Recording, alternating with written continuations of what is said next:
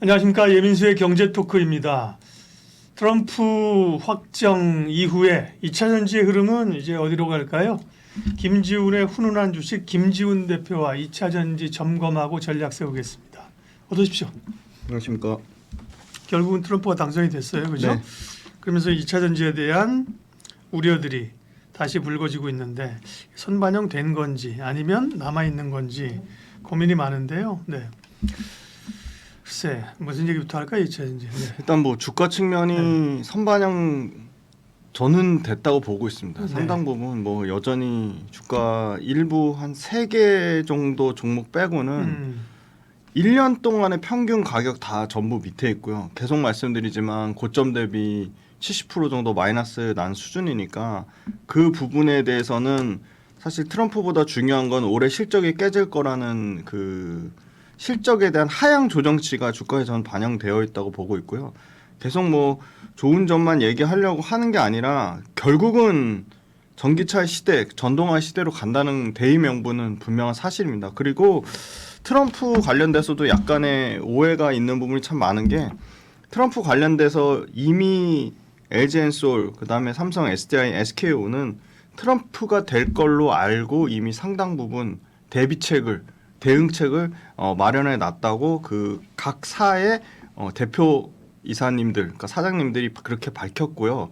그다음에 결국은 전기차가 계속적으로 말씀드리지만 정말로 보조금 없이 휘발유차 대비 가격 경쟁력을 가지고 품질 경쟁력을 가지고 소비자의 선택을 얻는지가 중요할 것 같은데 지금은 첫 번째는 판매량이 회복이 되고 있다는 거고요. 네. 제일 중요한 거는 전기차의 판매량이 회복이 그렇죠. 되고 있다는 거고요. 네. 두 번째는 트럼프가 그 절대로 IRA 관련된 법을 수정하거나 보완할 수는 있지만 폐지할 수는 없다는 겁니다. 이미 IRA는 트럼프의 지지 세력을 공화당에 표바신 상당 부분 삼성, SDI나 SK온이나 LG엔솔 공장이 이미 들어서 있습니다. 그래서 그런 부분이 그 공장을 하기 위해서 그 각 주의 주지사들이 엄청나게 사실은 그 헌신한 부분이 있기 때문에 그 부분을 절대 무시할 수가 없고요. 그다음에 세 번째는 트럼프가 돼서 훨씬 더 중국의 소위 말하는 미국으로의 우회 진출에 대한 규제가 전 더 강화될 거라고 보고 있습니다. 그러면 미국에서 국내 배터리 기업들의 점유율은 굳건하게 좀 유지될 거라고 보고 있고요. 오히려 올라가는 추세로 보고 있고요. 트럼프가 중국에 대해서 그 더 강력하게 규제를 할 경우 유럽도 저는 가만히 있지는 않을 거라고 봅니다. 유럽도 계속 그 관세에 대한 부분을 더 강화하면서 유럽에서도 중국에 대한 견제는 더 심해질 거라고 보고 있고요. 그다음에 최근에 아주 재미난 게 오늘 나온 기사입니다. 테슬라의 스페이스X. 스페이스X. 스페이스X 일론 머스크의 스페이스X에 들어가는 배터리를 LG엔솔이 공급하겠다고 그런 기사가 나왔습니다. 그만큼 어플리케이션이 엄청나게 다양화되고 있고 확대가 되고 있다는 겁니다. 그러니까 전기차만 보실 게 아니라 뭐 예를 들어 테슬라 3분기 실적 발표 때도 그 옵티머스 로봇에 들어가는 그 배터리가 한 202억 개가 아니고 200억 개가 필요하다. 그렇게 밝힌 측면이 있거든요. 그래서 어플리케이션이 이제 순차적으로 전기차에서 ESS 에너지 저장 장치, 각종 IT 기기, 전동 공구, 뭐 툭툭이, 그다음에 방금 말씀드린 그 이제 스페이스 X 같은 우주 쪽으로도 어플리케이션 확장이 있다는 거고요. 전반적으로 그 관세 영향을 받으면서 8월달, 9월달에 중국 그 전기차 같은 경우 지금 1등을 했던 유럽에서 1등을 했던 상하이 자동차 같은 경우가 판매량이 평균 8월, 9월 평균 40% 이상 감소를 했습니다. 네, 그럼 판매량 얘기하신 길에 네. 이제 업황이란 건 결국 전기차가 잘 팔려야 되는 거잖아요. 네, 맞습니다. 판매량 데이터 좀 볼게요. 아마 유럽도 그렇고 북미 쪽에서 부진하던 게 좀 내년엔 좋아질 걸로 보네요. 네, 맞습니다. 네. 그 9월 달에 판매량이 네. 전체적으로 전 월 대비 18.3% 성장을 했고요. 네. 최근 6, 7, 8, 9 중에는 데이터가 가장 전월 대비 성장 폭이 큽니다. 근데 순수 전기차의 BEV라고 하는데요. BEV는 전월 대비 20% 증가했습니다. 유럽에서 전월 대비 63% 증가했고 요 63%의 수치는 왜 그렇게 커졌냐? 바로 프랑스하고 독일에서 6, 7월 달에 박살난 데이터가 독일의 보조금 얘기가 나오면서 급격하게 판매량이 좀 회복되는 모습을 보이고 있고요.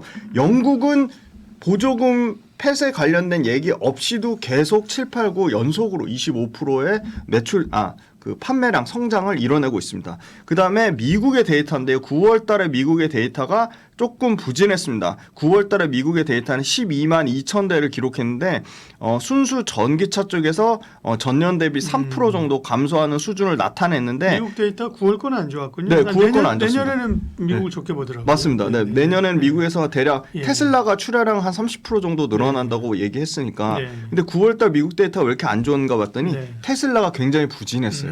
5만 5천 대 판매를 기록하면서 전년 대비 역성장을 나타냈고요. 반면에 현대기아차하고 GM 같은 경우가 연간 12,000대에서 11,000대를 팔면서 2등, 3등을 기록했는데 현대기아차는 모두 현대기아차와 GM, 포드까지 이 세 개 업체는 모두 연간 YY 대비로서는 전년 대비해서 20% 가까이 성장을 나타냈습니다.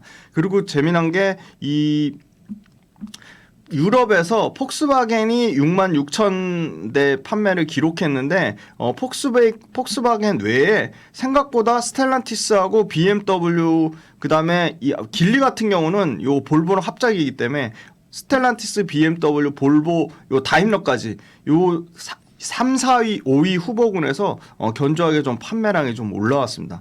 그 다음에 9월달 배터리 출하량은 역시나 전월 대비 18.9% 증가했는데요. 유럽에서 65%가 증가했고요. 미국에서는 마이너스 10%로 좀 부진한 모습을 나타냈습니다. 전체 LG 엔솔이 전월 대비 22% 다시 판매량이 회복되는 모습을 보여주고 있고요. SK온이 8.8% 전월 대비 증가했고요. SDI가 7.5% 증가했습니다. 파나소닉이 계속 연간으로 출하량이 줄어들고 있는데 17%나 감소했고요. CATL 같은 경우가 22% 성장하면서 CATL도 판매량이 이렇게 줄지 않고 있습니다. 굉장히 유럽 쪽에서 계속 좀 올라가는 게 우리가 좀 경계를 해야 될 것 같고요. 중국을 제외한 북미하고 유럽 합산해서는 LG 엔솔이 전체 토탈로 25.6%의 증가세를 나타냈습니다. 전월 대비. 그다음에 SK온이 약 3.7기가와트를 기록하면서 8.6% 증가했고요. 삼성 SDI가 2.3기가와트로 7.5% 증가했습니다. 9월 달에 유럽 배터리에서 가장 선방한 거는 SK온입니다. SK온이 55.9%나 선방하면서 다시 유럽에서 3위권까지 올라왔고요. 삼성 SDI도 1.2기가와트시로 22.5%까지 증가했습니다. 그 다음에 LFP 침투율인데요. 전체 글로벌로 치면 46.5%니까 이게 전부 엄청나게 LFP로 침투된 거 아니냐 오해하실 수 있는데 보시면 중국을 제외하면 9.6%밖에 안 됩니다.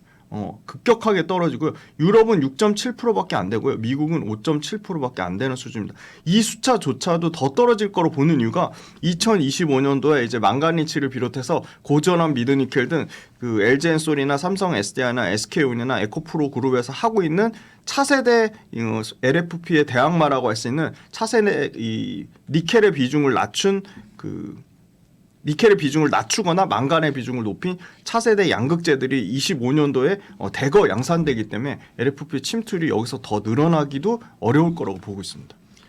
네, 판매 데이터들을 좀 이제 봤고요.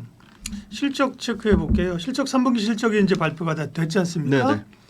뭐 대체적으로 원하는 만큼 실적은 이제 안 나왔고요. 네. 4분기도 만만치는 않아 보이는데 SK온 같은 경우가 분기 기다리던 분기 흑자 전환 맞습니다. 또 네. 했어요. 실적하고 밸류 체크 할까요? 네, SK온 같은 경우는 SK온을 똑같이 그 삼성 SDI나 LG엔솔에 적용할 수 있을 것 같은데요.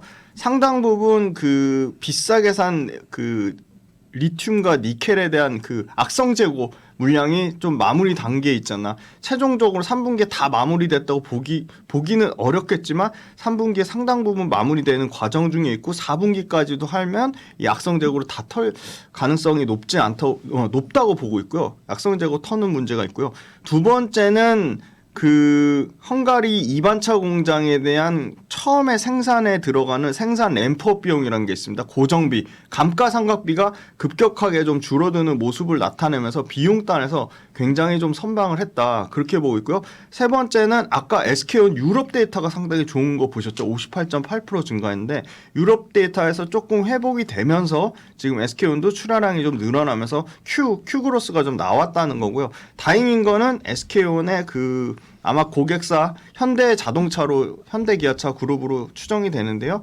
유럽의 부진한 물량을 재빠르게 지금 북미에 있는 걸로 고객사를 전환해서 아마 그 미국에서 첨단 생산세액 공제 받는 조건으로 그게 출하량이 변경될 것으로 보이기 때문에 그거에 따른 가동률이 상당히 올라갈 것 같고요. 삼성 SDI하고 LG엔솔 모두 실적 부진했는데 상대적으로 LG엔솔 실적이 훨씬 좋았는데요. 근데 특징적인 거는 삼성 SDI와 LG엔솔에서 ESS 매출 비중이 차지하는 게 점점 커지고 있다는 겁니다. 네.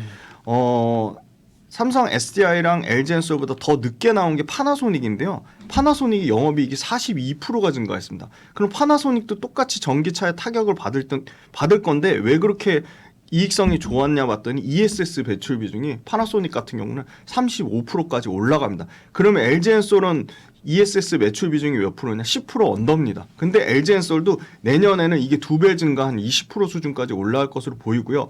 삼성 SDI는 이미 20%입니다. 그래서 삼성 SDI가 LG엔솔보다 이익 측면에서는 훨씬 선방을 했고요. 그럼 매출단에서는 어떻게 되냐? 삼성 SDI가 전체 매출에서 차지하는 비중이 20%면서 매출 규모로는 한 2조 6천억에서 2조 8천억이 되고요. 내년에는 한 3조 5천억 넘는 사이즈까지 커질 것으로 보입니다. 그 다음에 LG엔솔이 대략 ESS 매출 비중이 한 2조 단위거든요. 근데 ESS 왜 이렇게 많이 말씀드리냐? LG엔솔이 ESS에서 매출이 YY 전년 대비 55% 증가했고요. 삼성 SDI는 YY로 QOQ로 한 120% 증가했습니다. 그러니까 50% 넘는 매출 성장이 나오고 있기 때문에 이 부분 관련돼서 상당히 ESS에 대한 기대감을 갖고 있고요.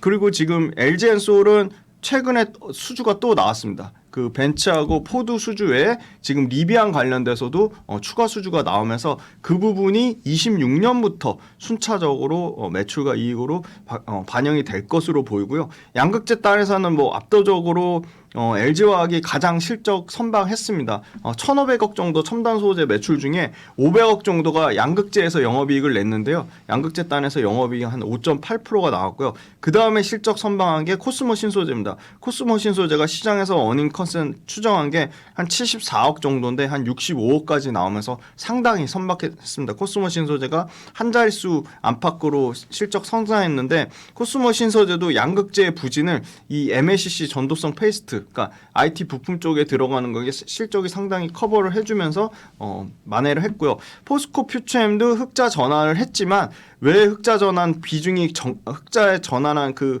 이익액이 왜 이렇게 적냐? 그 이유는 급격하게 양극재와 음극재의 재고평가 손실 떨은 부분이 있습니다. 그게 거의 280억이 넘습니다. 그래서 그게 만약에 정상적으로 재고평가 손실로 환입이 될 경우에는 포스코 퓨처엠도 분기에는 350억에서 한 400억 정도 이익 사이즈는 나올 것으로 보고 있습니다. 네.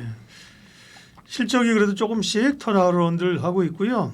리스크 요인은 뭘까? 일단은 IRA 폐지는 아니더라도 뭐 축소 내지 또 행정명령을 할 수 있는 거는 또 있잖아요. 그걸 포함해서 향후 봐야 될 그 요인들은요. 맞습니다. 정확하게 말씀 주셨는데요. 네.